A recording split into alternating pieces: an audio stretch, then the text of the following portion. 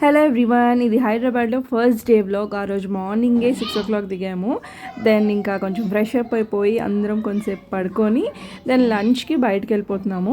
హైదరాబాద్ వచ్చామంటే compulsory biryani taste చేయాల్సిందే. చాలా మిస్ అవుతాం, మాకు అస్సలు అక్కడ దొరకదు ఈ టేస్ట్తోని. సో పిజ్జా హౌస్కి వచ్చేసాము. శ్రీకాంత్ మళ్ళీ నెక్స్ట్ డే వెళ్ళిపోతారు, ఇంకా తను కూడా తిన్నట్టు ఉంటుందని ఈరోజు ప్లాన్ చేసాము. ఆ రోజు సండే ఫుల్ రష్ ఉంది. వెయిటింగ్ ఉన్నా సరే పర్వాలేదు, తినే వెళ్ళాలి అనేసి ఒక 20 minutes వెయిట్ చేసాము.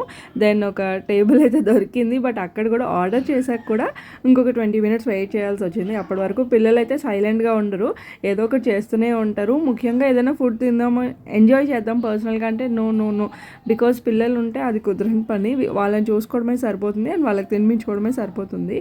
సో ఫస్ట్ ప్రిఫరెన్స్ ఏంటి అంటే ఆర్డర్ ఇచ్చింది బిర్యానీ, బట్ పిల్లలు కూడా తినాలి కాబట్టి వీళ్ళ కోసం ముర్గ్ మలై చికెన్ అంట. ఇది వాళ్ళే సజెస్ట్ చేశారు, వితౌట్ స్పైస్ ఎక్కువ ఉండదు అనేసి సజెస్ట్ చేశారనమాట. బాగుంది టేస్ట్ అయితే, పిల్లలు ఫుల్గా ఎంజాయ్ అంటే వాళ్ళైతే తిన్నారు. సో వాళ్ళు కూడా తింటేనే సాటిస్ఫాక్షన్ కాబట్టి హ్యాపీ అనిపించింది.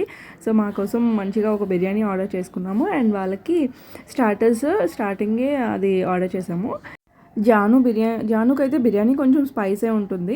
సో తనకి పైన వైట్ పార్ట్ ఉంటుంది కదా, సో అది మాత్రం తీసివేసాము. బట్ అయినా కొంచెం కొంచెం తిన్నది, బట్ చికెన్ తిన్నది ఫస్ట్ ఆర్డర్ చేసింది. సో ఏదో ఒకటి తిని అనేసి ఇంకా తనకు కూడా ఒక ప్లేట్ ఇచ్చేసి, మొబైల్ అయితే అలవాటు ఇంకా మొత్తానికి లేదు. ఇప్పుడు ఫుల్ హ్యాపీ, బికాజ్ రిషి చిన్నగా ఉన్నప్పుడు మొబైల్ అలవాటు ఉండేది, సో అది కష్టమయ్యేది. ఇప్పుడు తను కూడా తింటుంది. రిషి ఎంతో కొంత తనకు నచ్చింది. ఇంకా జాను విషయానికి వస్తే తనకు నచ్చింది తినేస్తుంది, వద్దు అంటే వద్దనేస్తుంది అంతే. సో ఇప్పుడు ఇద్దరు పర్వాలేదు, బయటికి వెళ్తే ఏదో ఒకటి కన్జ్యూమ్ చేస్తున్నారు.